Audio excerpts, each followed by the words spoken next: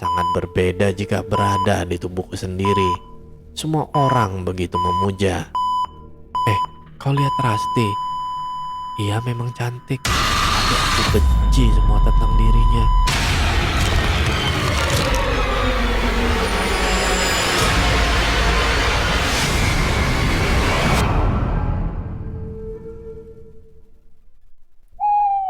Halo para pecinta kisah horor di luar sana. Berjumpa kembali dengan saya, kurator dari kanal Suarna Lokaya.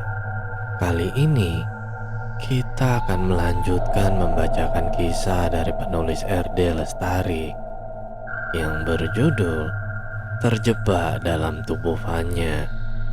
Untuk para pendengar yang mau membaca kisah ini secara langsung, saya juga menampilkan link pada kolom deskripsi, dan silakan follow akun penulis.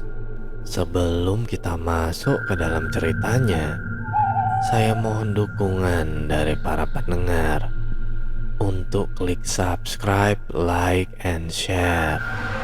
Dan jangan lupa aktifkan lonceng notifikasinya agar para pendengar tidak ketinggalan kisah-kisah terbaru dari Suarna Lokaya. Untuk para pendengar yang sudah memberikan dukungan, saya ucapkan banyak terima kasih. Dan semoga Tuhan juga melancarkan setiap usaha dari para pendengar. Mari kita mulai tenggelam dalam kisah ini. Kisah dimulai. Ibu tiba-tiba menghentikan aktivitas makannya dan menatap heran ke arah gadis yang berubah baik padanya. "Nona," lirihnya. "Bu, maafkan Fanya. Fanya akan berjanji lebih baik lagi ke depannya." "Ibu, Fanya?" Fanya terdiam, kelepasan. Ia memutar otak bagaimana mencari alasan yang tepat untuk membuang kecurigaan ibunya. "Oh, Bibi salah dengar. Bibi kataku, Fanya. Siapa Fanya?" "Fanya. Oh iya Bi, aku harus segera pergi. Hari ini aku tak ingin terlambat sampai ke kampus." Fanya memotong ucapan ibunya. Ibunya hanya mengangguk dan kembali mencerna ucapan anak majikannya itu. Sepertinya ia sama sekali tak salah mendengar. Jiwa Fanya mulai tak tenang. Pikirannya menerawang jauh. Memang ia akui hidup menjadi Rasti itu enak. Tapi hati kecilnya tetap berkata, bila berada dekat dengan ibunya, itulah sumber kebahagiaan baginya. Fanya melangkah pelan. Lihatlah betapa kesepiannya Rasti. Netranya mengedar dan membaca sekitar. Sudah pukul 7:30. Ia tak melihat kedua orang tua Rasti. Semalam pun sampai ia tertidur tak terdengar apalagi terlihat. Dua orang kesayangan Rasti itu pulang. Fanya melangkah kian pasti di sela-helaan nafasnya yang terasa berat. Ini pilihannya, dan ia tak ingin mundur apalagi kembali pada tubuhnya. Ia ingin menjadi Rasti dan memenangkan kontes Ratu Kampus tahun ini. Gadis itu amat yakin jika menjadi Rasti, ia bisa dengan gampang menjadi juara. Saat Fanya keluar, sopir sudah menunggu di halaman rumah yang dipenuhi tanaman dan juga bunga mawar yang dominan berwarna merah. "Selamat pagi Nona, tumben pagi-pagi sekali sudah ngampus," sapa lelaki yang baru saja selesai menyeruput kopi hitam yang ada di hadapannya. Fanya bergeming, tapi matanya menelisik setiap sudut lelaki di hadapannya itu. Sebuah nama tersemat di dadanya, bertuliskan Wibowo. "Oh ya Pak Bowo, bisa kita pergi sekarang?" Tita Fanya. Ia bersikap seanggun mungkin, berusaha seperti Rasti agar tak banyak orang curiga. "Tentu Nona, silakan masuk." Serta merta, lelaki yang ditaksir berumur 40 tahunan itu beranjak dari duduknya dan membuka pintu belakang mobil yang sudah siap untuk dikendarai saat itu juga. Vanya melangkah mantap. Dagunya ia tarik ke atas memperlihatkan keangkuhannya. Ia bukan lagi Vanya yang miskin dan jelek. Ya, menurutnya ia adalah gadis yang jelek karena tak punya wajah seglowing Rasti dengan kulit putih bersinar, hidung yang tak mancung, dan bola mata yang tak indah seperti milik Rasti. Rasti adalah kesempurnaan baginya, dan itu yang membuat ia semakin mantap untuk tetap bertahan di tubuh rivalnya itu. Gadis itu mengulas senyum sembari duduk manis di dalam mobil yang mulai melaju, membelah padatnya lalu lintas jalan raya yang ramai lalu lalang kendaraan. Matanya tak henti melihat ke arah luar, terpesona dengan indahnya kota. Ya, Vanya memang tak pernah naik kendaraan roda 4 mewah seperti milik Rasti. Selama ini ia hanya merasakan naik angkot dan sepeda motor milik sahabat karibnya, Titan. Tiba-tiba Vanya teringat neneknya, wanita tua yang ia rawat setiap harinya. Apakah nenek hari ini baik-baik saja? Rasti melangkah gontai ke arah Titan yang sejak tadi menunggunya. Pria bertubuh ideal itu hanya menatapnya datar tanpa ekspresi apapun. Ada rasa canggung di hati Vanya saat jarak mereka mulai dekat. Ia tak tahu siapa laki-laki di hadapannya itu. "Ayonya, aku sekalian mau beli pakan ayam," serunya sembari naik ke atas motor putihnya.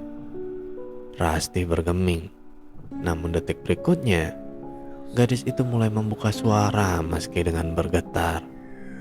"Kau siapa?" Titan menatap aneh ke arah Vanya. Pertanyaan apa itu? Bukankah setiap hari mereka bertemu? Apa Vanya hilang ingatan? "Ada apa denganmu, Vanya? Kau sakit?" Tangan lelaki itu menempel di kening Rasti. Sedikit terkejut, tapi Rasti tak menampik tangan itu. Untuk pertama kalinya ia mendapat perlakuan manis dari seseorang lelaki. Bersama Demian, ia jarang sekali mendapat perhatian. Demian terlalu sibuk dengan dunianya dan para fans wanitanya. "Kau tak sakitnya? Udah, ayo kita pergi," katanya. "Namamu?" ulangnya. "Titan," jawabnya singkat. Rasti mengangguk pelan. Untuk pertama kalinya gadis itu naik motor. Sedikit janggung, tapi ia tetap naik. Di sepanjang perjalanan, Rasti hanya terdiam. Titan yang biasa mendengar celotehan sahabatnya itu merasa heran. Kemana Vanya yang ceria dan suka bercerita? Kecanggungan kian terasa, apalagi ia termasuk pria yang pendiam. Berulang kali Rasti mendengus kesal. Perutnya melilit. Sedari pagi, belum ada sebiji nasi pun masuk ke dalam mulutnya. Tangan kanannya menekan bagian tengah tubuhnya kuat.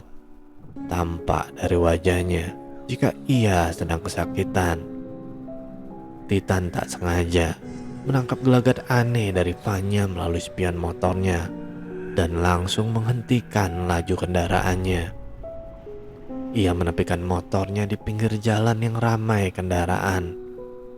Dengan rasa khawatir, Titan memalingkan wajahnya ke arah Vanya. "Kau kenapanya? Sakit? Belum sarapan?" Rasti menggeleng sembari meringis kesakitan. Brum. Tanpa basa-basi, Titan kembali melajukan motornya dan berhenti di depan warung, menyediakan banyak makanan dan kue tradisional. "Ayo sarapan dulu," ajaknya. tapi uangku tak cukup untuk beli sarapan. Nelangsa, Rasti merasa amat terluka. Untuk pertama kali dalam hidupnya, ia tak punya uang untuk sekedar membeli roti atau sarapan lainnya. Sedangkan selama ini, dengan sadarnya membuang-buang uang yang diberikan orang tuanya. "Sudah, makanlah, aku yang bayar."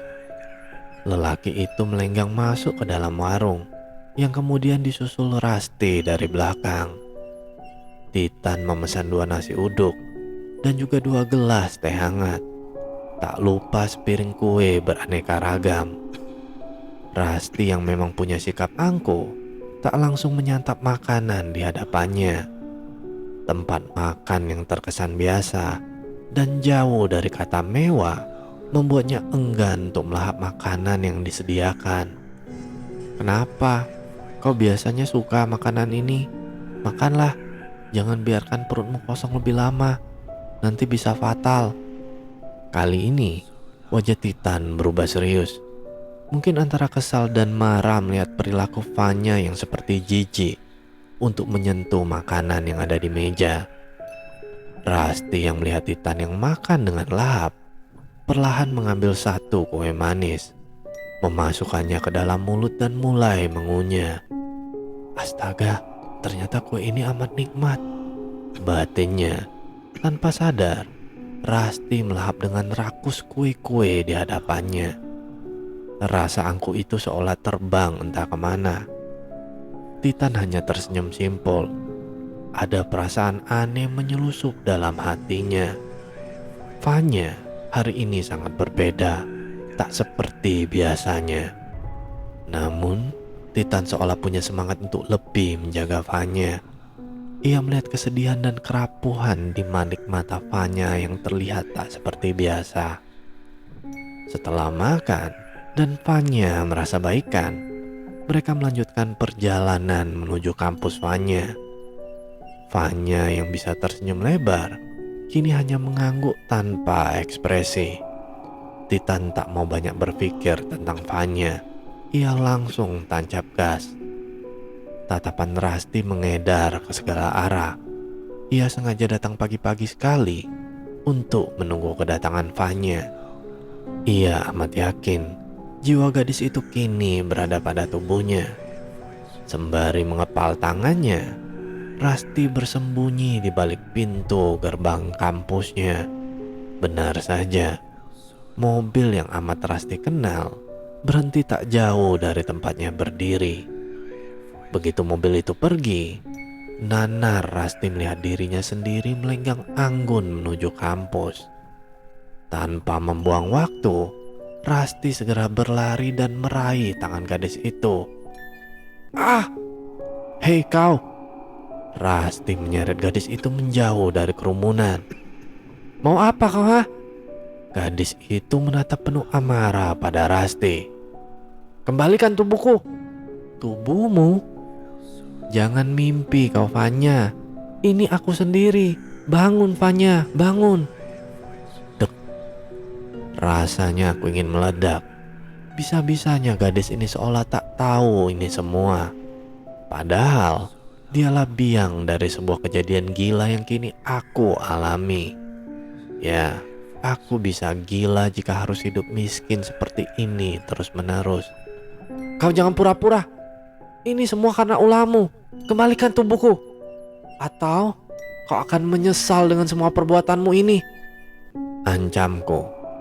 Ia bergeming dan menatap mataku takut awalnya. Namun kemudian ia menyentak kedua tanganku yang mencengkram keras lengannya.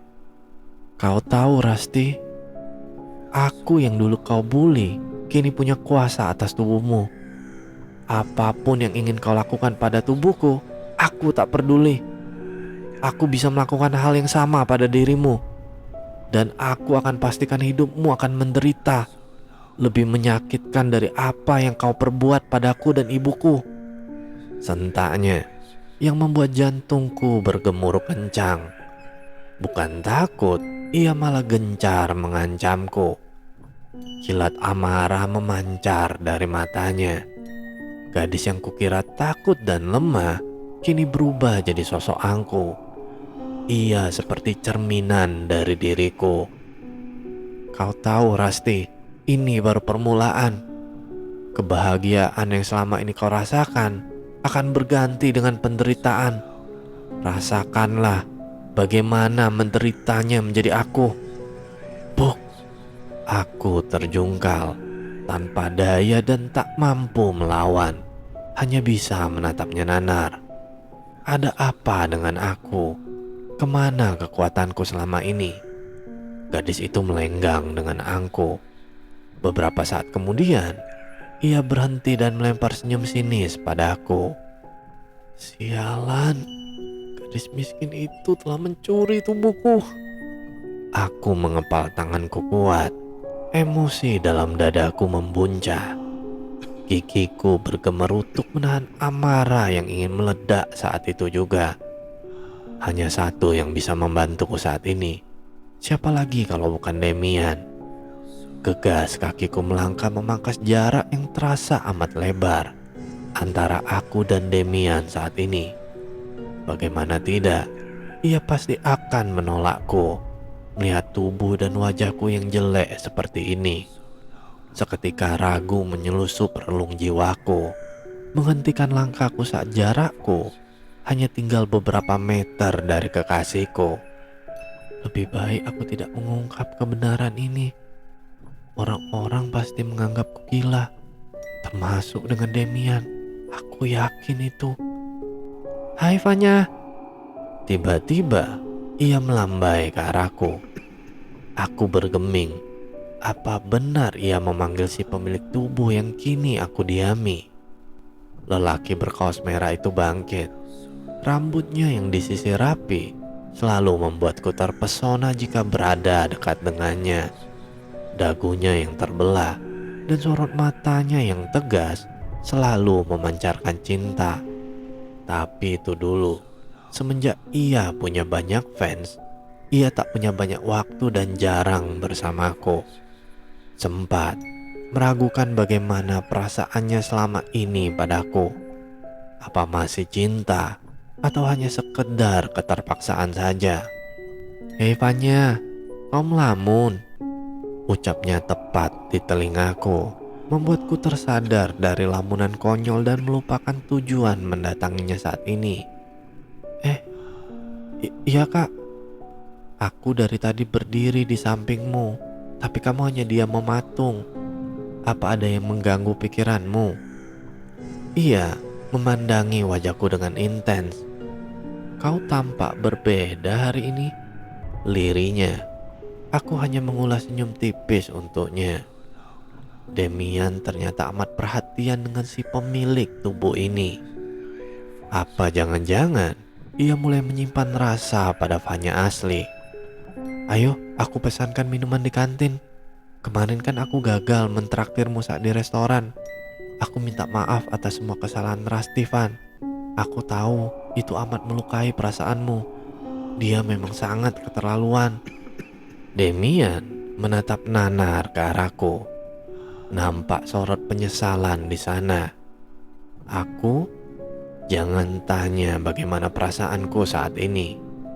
Ya, sesal mulai memperlihatkan keeksisannya. Sedikit demi sedikit mataku mulai terbuka atas semua sikapku yang keterlaluan. Ucapan Demian mengingatkanku pada kejadian saat di restoran, di mana Fanya yang sedang bersama Demian saat itu habis-habisan jadi korban makian dan perbuatan jahatku yang tentu saja tidak terkendali. Aku menghela nafas dalam dan mengeluarkannya kasar. Mengapa penyesalan itu datang terlambat? Dan mengapa saat itu emosiku terlalu membabi buta? Tak usah kak, saya mau masuk kelas. Tolakku halus. Bagaimana bisa aku mengungkap kebenaran padanya? Sedangkan nampak kebencian mulai berkobar di dua bola matanya. Pastinya, ia pasti kesal pada diriku yang saat itu menyakiti Fanya tepat di hadapannya. Dari kemarin aku mencarimu, Fanya. Dan semenjak kejadian itu, aku menghindari Rasti. Biarlah itu jadi pelajaran baginya, ujar Demian. Ia menolehkan pandangannya ke arah tempat lain dan menghela nafas yang terasa berat. Sepertinya ada beban di sana. Perlahan, kaki ini mulai mengikuti langkahnya menuju ke kantin sekolah.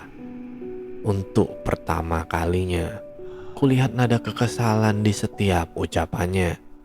Dan itu semua karena ulahku. Ia ternyata amat baik memperlakukan Vanya. Bagaimana seorang Demian bisa begitu? Perlakuannya pada Vanya amat berbeda ketika ia bersamaku. Apa Demian mulai jatuh cinta pada gadis yang kuanggap sangat biasa ini? Sejak saat tadi bertemu, kekuatan sombong dan angkuh yang kumiliki seolah lenyap dalam sesaat. Van, kuperhatikan dari tadi kamu banyak diam. Ayolah cerita, apa kamu masih marah? Aku sedikit menggigit bibir dan menggeleng cepat. Manis sekali perlakuan Demian padanya. Sungguh menyebalkan. Kak, aku permisi dulu, mau masuk kelas. Sedikit menggeser kursi dan bangkit dari dudukku. Kulihat Demian terkejut dan hendak meraih tanganku. Namun aku lebih gesit dan begitu saja meninggalkan Demian yang masih mematung. Bisa gawat kalau berlama-lama dekat dengannya. Bagaimanapun, ini bukan tubuh asliku. Aku yakin jika suatu saat nanti aku bisa kembali seperti semula. Derap langkah kaki terasa menghentak dan menggetarkan lantai yang kupijak. Nanar saat menangkap sosok tubuhku sendiri sedang berceloteri yang sembari bersenda gurau dengan sahabatku. Ingin mendekat dan berteriak jika itu bukan aku. Tapi apa yang akan terjadi kemudian? Bisa saja semua orang menganggapku gila. Sudah miskin, gila lagi. Jika beasiswa Vanya ditarik, itu berarti aku tak bisa bersekolah dan harus terus berdiam diri di rumah kumuh itu. Cih, aku tak sudi. Kulanjutkan langkah yang sempat terhenti dan mengusap kasar wajah yang amat aku benci. Sempat melihat gadis itu melirik ke arahku. Sangat menyebalkan, tatapan menantang dan menghina. Tiba di kelas, tak ada satupun yang menyapa. Sangat berbeda jika berada di tubuhku sendiri. Semua orang begitu memuja. Kau lihat Rasti? Ia memang cantik, tapi aku benci semua tentang dirinya. Astaga, seseorang menyebut namaku. Aku melangkah pelan dan duduk di sembarang tempat, guna mendengarkan apa yang mereka perbincangkan.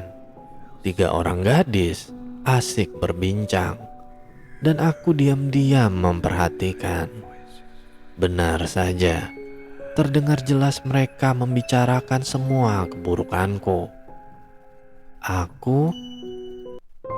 Halo para pendengar, saksikan terus kelanjutan kisah dari Terjebak dalam Tubuh Vanya ya. Jika para pendengar suka dengan kisah ini, silakan tinggalkan komentar di kolom komentar. Dan bagi para pendengar yang mau kisahnya dibawakan, silakan kirimkan ceritanya ke email swarna.lokaya@gmail.com. Baiklah, cukup sekian kisah horor kali ini. Semoga para pendengar beserta keluarga sehat selalu. Dan sampai bertemu lagi dengan kisah horor berikutnya.